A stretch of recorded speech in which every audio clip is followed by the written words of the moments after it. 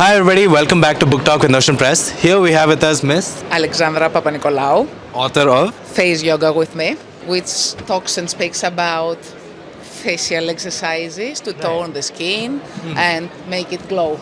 Right, which is a very new concept, I would say. Like I haven't come across the fact face yoga.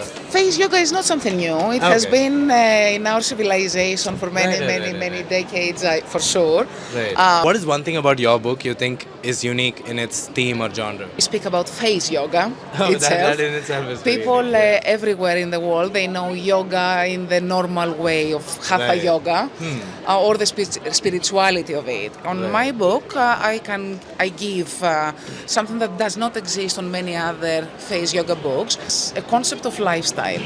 But writing itself can have ups and downs.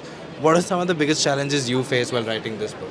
With this book, I had zero challenges. Really? I was determined. I knew what I wanted. Wow. I knew what, because it was tested, I knew the results and I was ready to write it and share it with the world. That's the kind of confidence I think everybody needs with their book. We have a huge community of writers on our Instagram. What is one piece of advice you would give to a budding writer or budding author?